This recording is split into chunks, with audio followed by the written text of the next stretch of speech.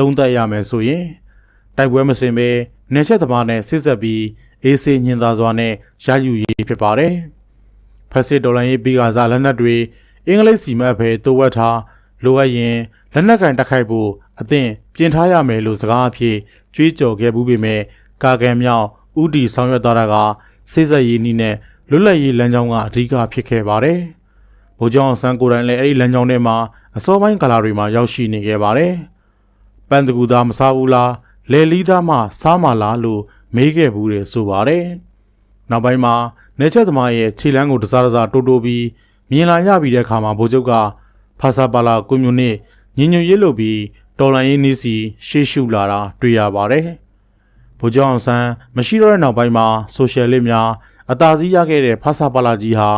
နေချက်သမားနဲ့စစ်ဆက်ရေးလမ်းကိုပဲလိုက်ခဲ့ပြီးဒီဇိုင်းမမတ်နိုင်ငံရေးအာဏာကိုပဲဖတ်တွယ်ထားခဲ့ပါတယ်။ဖာစာပါလာဂျာပြတ်ဆိုရအာဏာနဲ့လူထုတိုက်ပွဲတွေကိုဖြိုခွဲခဲ့ပါတယ်။စံကျင်ဘက်နိုင်ငံအင်အားစုတွေပေါ်လုံမှုရှိနှိပ်ကွပ်နိုင်မှုကြံစီလုံးပန်းနေခဲ့ပါတယ်။လွတ်လပ်ရေးမကြေညာရသေးပေမဲ့ဖာစာပါလာဟာ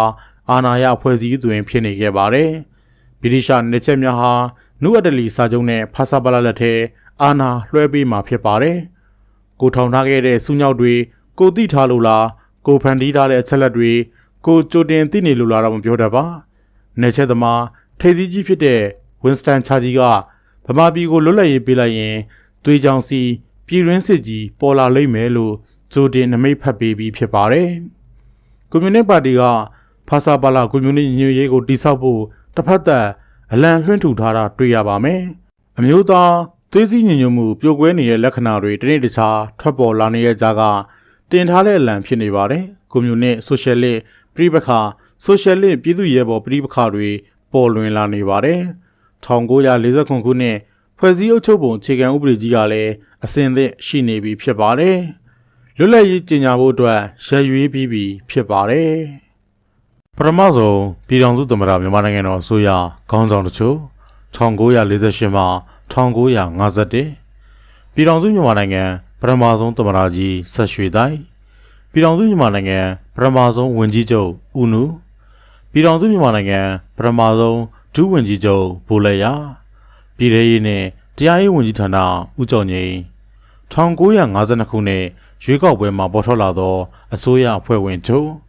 နိုင်ငံတော်သမ္မတဒေါက်တာဦးပါဦးနိုင်ငံတော်ဝန်ကြီးချုပ်ဦးနုဥပဆွေကာကွယ်ရေးဝန်ကြီးဌာနဘိုးခင်မောင်လေးပြည်ထောင်ရေးဌာနဝန်ကြီးဦးခင်မောင်လက်တရားရေးနဲ့ပြည်သူ့ဝန်ထမ်းဌာနဝန်ကြီးမန်းဝင်းမောင်တည်ယူပို့ဆောင်ရေးနဲ့လမ်းပန်းဆက်သွယ်ရေးဌာနဝန်ကြီးသခင်တင်လေယာမြေပြည်သူ့ပိုင်ပြုလုပ်ရေးဌာနဝန်ကြီး1956ခုနှစ်ရွေးကောက်ပွဲမှာပေါ်ထွက်လာသောအစိုးရအဖွဲ့ဝင်ချုပ်နိုင်ငံတော်သမ္မတမန်းဝင်းမောင်နိုင်ငံတော်ဝန်ကြီးချုပ်ဦးနုဥပဆွေဒုဝန်ကြီးချုပ်ကာကွယ်ရေးဝန်ကြီးဌာနဝန်ကြီးသခင်တင်ဒုဝန်ကြီးချုပ်နဲ့ပြည်သူ့လုပ်ငန်းဌာနဝန်ကြီးဦးကျော်ငြိမ်းဒုဝန်ကြီးချုပ်နဲ့အမျိုးသားစီးပွားရေးဌာနဝန်ကြီးဘိုးခင်မောင်လေးဗန်လာရေးနဲ့အခွန်တော်ဌာနဝန်ကြီးသခင်ပြည်ထောင်ရေးဌာနဝန်ကြီးဦးခင်မောင်လက်တရားရေးဌာနဝန်ကြီး1948 1958ကာလလွတ်လပ်ရေးကိုကြီးညာခြင်းမြန်မာတက္ကရာ1309ခုနှစ်ပြာသိုလစုပ်9ရက်ခရစ်တက္ကရာ1948ခုနှစ်ဇန်နဝါရီလ4ရက်နနက်4နာရီမိနစ်20ချိန်မှာလွတ်လပ်သောမြန်မာနိုင်ငံဖြစ်ကမ္ဘာကိုကြီးညာလိုက်ပါတယ်။အာယုံတက်ခါစားနှင်းပွဲလေးတွေကျနေစေကောင်းငင်အောင်မှာမြို့တော်ရန်ကုန်ရဲ့ဘရင်ကန်အိမ်တော်ဝင်းရှိမှာအာဏာလွှဲပြောင်းတဲ့အခမ်းအနားကျင်းပပါတယ်။ဗမာပြည်ပေါ်မှာနှစ်ပေါင်း120ကျော်လွှင့်ထူထားခဲ့တဲ့ဗြိတိရှကိုလိုနီသမားတို့ရဲ့ယူနီယံဂျက်လန်ဟာတပြေးပြေးမလျှော့ကျင်နဲ့ရှော့ချခဲ့ရပြီး1949ခုနှစ်ဖွဲ့စည်းအုပ်ချုပ်ပုံအခြေခံဥပဒေနဲ့တူပေါ်ပေါက်လာခဲ့တဲ့မြန်မာနိုင်ငံတော်ရဲ့အလံသစ်ဟာတပြေးပြေးမြင့်တက်လွှင့်ထူနေရာယူလိုက်ပါတယ်။တိုင်းပြုပြည်ပြလွတ်တော်တွင်ကျင်းပတဲ့လွတ်လပ်ရေးခမ်းနားပွဲကိုဗမာပြည်ကွန်မြူနစ်ပါတီထွေထွေအတွင်းရေးမှူးသခင်တန်းထုံးနဲ့ကွန်မြူနစ်မှတ်များလည်းတက်ရောက်ကြပါတယ်။အစိုးရဖွဲ့ဝင်များလည်းတက်ရောက်ကြပါတယ်။လွတ်လပ်ရေးခမ်းနားကျင်းပတဲ့အခါအခမ်းအနားဆင်မြင့်ပေါ်မှာအိမ်နေသိက္ခာထဲဝါစွာနဲ့ခန့်ခန့်ကြီးထိုင်နေကြသူများစုကဗမာပြည်လွတ်လပ်ရေးအတွက်နေချက်ဆန့်ကျင်ရေးတိုက်ပွဲတစ်လျှောက်ရှေ့တန်းခန့်က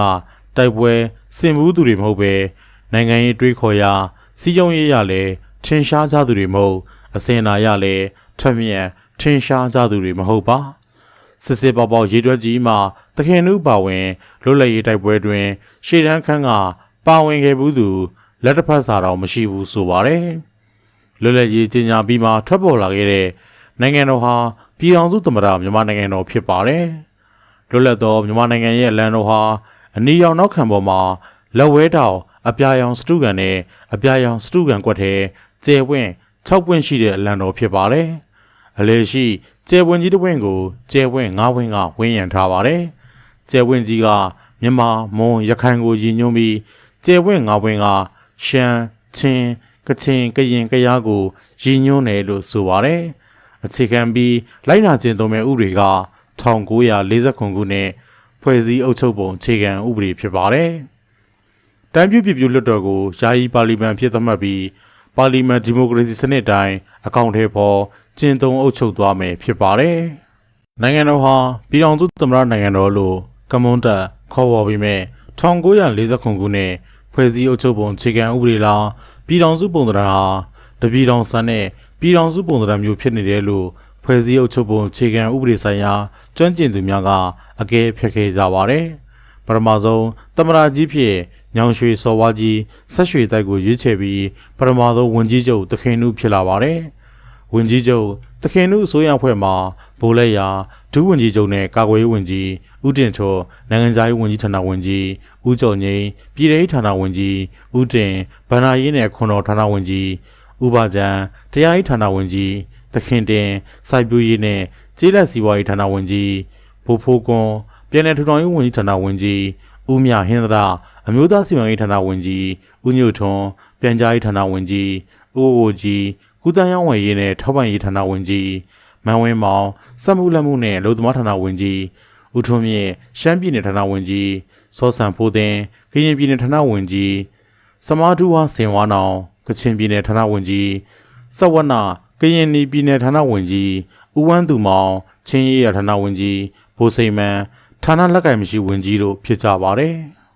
လွတ်လပ်ရေးနေ့မှာအောင်စေတရီလို့ဥရန်ချီတဲ့လွတ်လပ်ရေးကြီးညာစာတမ်းကိုထုတ်ပြန်ကြီးညာလိုက်ပါတယ်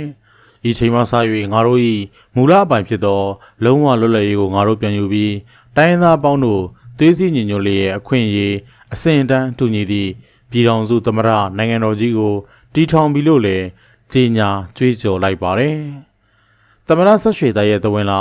ဝန်ကြီးချုပ်တခင်နုရဲ့တဝင်လွှာဒုဝန်ကြီးချုပ်ဘိုးလက်ရာရဲ့တဝင်လာတို့ကိုလည်းဖတ်ကြားကြီးညာလိုက်ပါတယ်သမ္မတကြီးရဲ့တဝင်လာမှာယခုကျွန်ုပ်တို့လက်စုပ်လက်ကင်အပိုင်ရရှိပြီဖြစ်သောလွတ်လပ်ရေးစုထူးမင်္ဂလာကြီးသည်ကလက်နက်ဆွဲကင်၍အင်အားချင်းပြိုင်ကအကြမ်းဖက်မှုဖြင့်ရရှိသောလွတ်လပ်ရေးစုကြီးမဟုတ်မှု၍ပြည်ထောင်နိုင်ငံနှင့်မိတ်တင်ကားဖြစ်သို့ရောက်ကြသည်နှင့်ညီချစ်ကြည်လေးမြတ်စွာစိစက်ညီနိုင်၍ရရှိရသောလွတ်လပ်ရေးမင်္ဂလာစုကြီးပင်ဖြစ်တော်သည်လို့ဖော်ပြခဲ့ပြီးဝန်ကြီးချုပ်ရဲ့တဝင်တော်မှာယခုကျွန်ုပ်တို့၏နိုင်ငံတော်ကြီး၌လူမျိုးရေးအဖြစ်၎င်းလူမျိုးစုအဖြစ်၎င်းနိုင်ငံရေးအဖြစ်၎င်းတဦးချင်းအဖြစ်၎င်းမငြိမ်ညွတ်မှုများမသိတဲ့မှုများရှိဝဲမလိုပြီကျွန်ုပ်တို့၏ဇာတိဖြစ်သောဤနိုင်ငံတော်ကြီးအကျိုးကိုရှေ့ရှု၍ပြည်ထောင်စုနိုင်ငံတော်သူနိုင်ငံသားတို့ဟာကိုကျိုးကိုမငဲကွက်ဖဲညီညွတ်ကြရန်နဲ့ကြိုးပမ်းကြရန်ယခုကျွန်ုပ်တို့ကတိုက်တွန်းနှိုးဆော်အပ်ပါသည်လို့ကြွေးကြော်ဖော်ပြထားပါတယ်ဒုဝန်ကြီးချုပ်ဘိုးလက်ရကတော့သူ့ရဲ့တဝင်လာတွေမှာနိုင်ငံတော်ရဲ့သစ္စာကိုစောင့်တည်ယူတည်ရေးနဲ့ပတ်သက်ပြီးအကယ်၍နိုင်ငံတော်ရှိလက်ဝဲအင်အားစုတို့တညီတညွတ်တဲ့ရှိပါကပျောင်မြောက်အောင်မြင်ရန်မကွာလှမ်းလာတော့သောဆိုရှယ်လစ်ဝါဒကြီးအတွက်ဆောင်ရွက်ကျင့်သုံးကြခြင်းသာလျှင်နိုင်ငံတော်၏သစ္စာကိုစောင့်တည်ယူတည်သည့်မြည်တည်းလို့အနက်ဖွင့်ဖော်ကျူးသွားပါတယ်တိုင်းပြည်လွှတ်တော်ယာယီပါလီမန်မှာလည်းသမ္မတကြီးနဲ့ဝန်ကြီးချုပ်တို့ကမိန့်ခွန်းစကားတွေပြောကြားကြပါတယ်သမ္မတကြီးဆက်ရွှေတိုက်ကအစိုးရရဲ့ဝါဒလမ်းစဉ်နဲ့ပတ်သက်ပြီးရှင်းလင်းမိန့်ကြားရမှာမြန်မာပြည်ထောင်စုတွင်အရင်းရှင်ဝါဒကိုပိတ်ပင်ပယ်ဖျက်၍နိုင်ငံတော်၏လုပ်ငန်းဆောင်တာဝါကိုတိုင်းသူပြည်သားများကသာပိုင်ဆိုင်ခွင့်ရှိသောဆိုရှယ်လစ်နိုင်ငံတည်ဆောက်ရန်ဖြစ်ပေတယ်ဆိုပြီးအတိအလင်းဖော်ပြသွားသလိုဤပြည်ထောင်စုမြန်မာနိုင်ငံတွင်ရှိရှိသမျှသောနိုင်ငံသားများသည်ဖွဲ့စည်းအုပ်ချုပ်ပုံအခြေခံဥပဒေတွင်ပါရှိသည့်အတိုင်း တဦးနဲ့တူအခွင့်အရေးချင်းတူညီကြစေလို့လေသမရရဲ့အာဏာစက်ကိုကျင့်သုံးပြီးထုတ်ပြန်ကြေညာသွားပါတယ်။ဒွန်ဆန္နာတရောင်းစာဖျားကျွန်ကြောင်းကျွန်တင်ချီတို့ကိုလည်းယနေ့မှစ၍ရှေ့မင်းတို့၏အာဏာစက်ကိုကျွန်ုပ်ပယ်ဖျက်၍ထိုသူတို့၏သဘောတိုင်းလှုပ်လို့သောအလုံးမျိုးစုံကိုလွတ်လပ်စွာလုပ်ကိုင်နိုင်ကြစေလို့အမိန့်ချမှတ်ကြေညာလိုက်ပါတယ်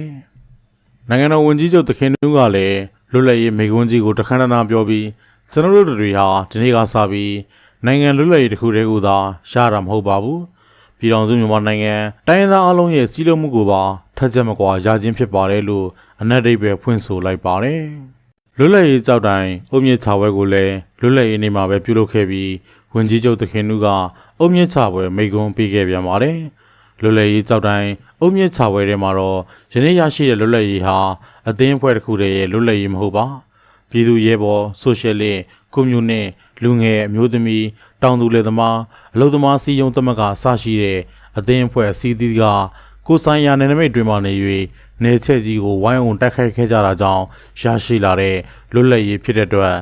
ယခုလွတ်လပ်ရေးဟာပြည်သူရဲဘော်ဆိုရှယ်လစ်ကွန်မြူနစ်လူငယ်အမျိုးသမီးတောင်သူလယ်သမားအလုပ်သမားအစည်းအရုံးသမဂ္ဂအစရှိတဲ့များမြောင်လှစွာသောအသင်းအဖွဲ့အလုံး၏လွတ်လပ်ရေးဖြစ်တယ်လို့ဖွင့်ဟာပြောဆိုသွားပါတယ်။မျိုးမျိုးနယ်နယ်တွေမှာလည်းလွတ်လပ်ရေးအောင်ပွဲသဘင်တွေကျင်းပစေခဲ့ပါတယ်။လွတ်လပ်သောမြန်မာနိုင်ငံတော်ရဲ့ဖွဲ့စည်းအုပ်ချုပ်ပုံအခြေခံဥပဒေကလည်းဝန်ကြီးချုပ်တခင်တို့အဆိုအရလက်ဝဲမျိုးစေ့တွေမြောက်များပါရှိသလိုဒီဖွဲ့စည်းအုပ်ချုပ်ပုံအခြေခံဥပဒေအုပ်မြစ်ကြီးပေါ်တိစောက်မဲ့မြန်မာနိုင်ငံတော်ကြီးဟာလက်ဝဲဘက်ကိုရိမ့်နေတဲ့နိုင်ငံတော်ပါလို့တော်တော်စောစောကလေးကကြွေးကြော်ထားပြီးဖြစ်ပါတယ်။နိုင်ငံတော်သမ္မတကြီးရဲ့လွတ်လပ်ရေးနေ့မိန့်ခွန်းဘိုးလက်ရရဲ့လွတ်လပ်ရေးနေ့တဝင်လှော်တွေကလည်းဆိုရှယ်လစ်နိုင်ငံတော်ဖြစ်ချီတက်ရေးစီဥတီနေတာတွေ့ရပါတယ်။နုအတလီစာချုပ်စေဆက်ယူခဲ့ရတဲ့လွတ်လပ်ရေးနဲ့တီထောင်ခြင်းနဲ့ဆိုတဲ့ဆိုရှယ်လစ်နိုင်ငံတော်ဟာဘလို့အသွင်ပေါ်လာမယ်ဆိုတာတော့ဆက်လက်ကြည့်ကြဖို့ပဲဖြစ်ပါတယ်။ဗမာပြည်ကွန်မြူနစ်ပါတီကဒီလွတ်လပ်ရေးဟာနိုင်ငံရေးအဖြစ်လွတ်လပ်တော်လဲစီးပွားရေးအဖြစ်မလွတ်လပ်သေးကြောင်းစီးပွားရေးလွတ်လပ်မှုအတွက်ပါဆက်လက်တိုက်ပွဲဝင်ကြရအောင်ဖြစ်ကြောင်းသတိပေးနှိုးဆော်ပါတယ်။လွတ်လပ်ရေးရကစားဗမာနိုင်ငံအခြေအနေလွတ်လပ်ရေးကြီးညာနိုင်နိုင်ပေမဲ့လွတ်လပ်ရေးရကစားဗမာနိုင်ငံအခြေအနေဟာလွတ်လပ်ရေးနဲ့အတူအခက်အခဲပေါင်းစုံအကျက်တဲပေါင်းစုံပြည်ပခါပေါင်းစုံလည်းကပ်ပါလာခဲ့ပြီးဇင်လေးစရာအနေထားဖြစ်ပါတယ်။စီးပွားရေးရာကြည့်မယ်ဆိုရင်လည်းလွတ်လပ်ရေးကြီးညာဖို့အကျွေးနဲ့စခဲ့ရသလိုဖြစ်ပါတယ်။နူအဒလီစာချုပ်ရပြန်ပေးပါမယ်သဘောတူပါတယ်လို့အာမဘန်တွေခံထားရတဲ့အကျွေးကဗြိတိရှားကိုပေးဆက်ရန်ကျပ်ငွေ35ကရေ6တန်းအမေရိကန်ကိုပေးဆက်ရန်ဒေါ်လာ5တန်းဗြိတိရှားတို့မြန်မာနိုင်ငံကိုကိုလိုနီပြုအုပ်ချုပ်ဖို့ခေါ်ယူခန့်ထားခဲ့ကြတဲ့အိန္ဒိယနဲ့ပါကစ္စတန်သားအမှုရန်ယာရန်တွေအတွက်ပင်စင်လာစာဖြစ်ပေးဖို့ကတနည်းအားဖြင့်ကိုလိုနီပြုကကျွေးကကျပ်ငွေ6ကရေ9တန်းဖြစ်ပါတယ်။ဗမာပြည်ကြီးကိုနှစ်ပေါင်း120လောက်ကျုံပြူသွေးဆုပ်အမျက်ထုတ်လာခဲ့ကြတဲ့သူတွေစီကအယော်ရဖို့နေနေသာသာသွေးဆုပ်ခဲ့ကြသူတွေရဲ့အရင်းဤလုပ်ငန်းကိုင်ငန်းတွေကိုဗမာနိုင်ငံအစိုးရကလိုအပ်သလိုအရေးယူဆောင်ရွက်မယ်ဆိုရော်ကြီးပေးပါမယ်လို့တော့ဂရိခံစာချုပ်ထားရပါတယ်။အဲ့ဒီရင်းနှီးကလည်းကျပ်ငွေဂရေ60ကျော်ရှိပါတယ်။လွတ်လပ်ရေးကြီးညာတဲ့ချိန်မှာဗမာပြည်ရဲ့လူဦးရေဟာ18တန်းကျော်ရှိပြီးကလားက3တန်းကျော်ရှိပါတယ်။အဲ့ဒီကလား3တန်းကျော်ဟာနေချက်ဗြိတိရှားတို့ကိုလိုနီပြုသွေးဆုပ်ဖို့1908ခုနှစ်ကနေ1929ခုနှစ်တွင်ဆွဲသွင်းလာတာကိုလက်ခံခဲ့ရတဲ့အရေးအတွက်ပဲဖြစ်ပါတယ်။လေယာစိုက်ပျိုးရေးကိုပဲခြေခံရတဲ့နိုင်ငံဖြစ်တဲ့အတွက်90ရာခိုင်နှုန်းကျော်ဟာကြီးလက်တော်ရော်နေလယ်သမားများဖြစ်ကြပါတယ်။လယ်မြေ19သန်းခွဲကျော်ရှိပါတယ်။အဓိကစပါးစိုက်ပျိုးတဲ့ခရိုင်ဒီစကြိတ်73ခုမှာ90ရာခိုင်နှုန်းဟာမြေရှင်ကြီးများပိုင်မြေတွေဖြစ်ပါတယ်။အဲဒီမြေရှင်ပိုင်မြေတွေကိုကြည့်လိုက်ရင်90ရာခိုင်နှုန်းဟာချစ်တီးပိုင်မြေတွေဖြစ်ပါတယ်။ဗမာပြည်ကြီးဟာ1942ကနေ1945ခုနှစ်3နှစ်အတွင်းမှာကိုကြီးကျယ်စစ်ပေးစစ်တမ်းနှစ်ကြော့ပြန်ခံထားရပါတယ်။ဂျပန်နေဝင်လာကစားကဘုံကျဲတက်ခိုက်ပြီးဝင်လာတာခံခဲ့ရသလိုအင်္ဂလိပ်တွေပြန်ဝင်လာတော့လဲကြီးကျယ်ဘုံကျဲတက်ခိုက်ပြီးဝင်လာတာခံခဲ့ရပါတယ်။ဂျပန်နေဝင်တော့ကအောင်မြင်စွာဆုတ်ခွာရဲဆိုတဲ့ကိုလိုနီအင်္ဂလိပ်တွေဟာအရေးကြီးလန်ဒရာမှန်သမျှကိုချိုးဖျက်ရေနံတွင် တပ်ထုတွင်တွေကိုလည်းစိတ်ရှိလက်ရှိရိုက်ချိုးဖျက်သွားကြသလိုဂျပန်ဖက်စစ်များမရှုမလားစုတ်ခွာထွက်ပြေးရတော့လဲလန်ဒရာမှန်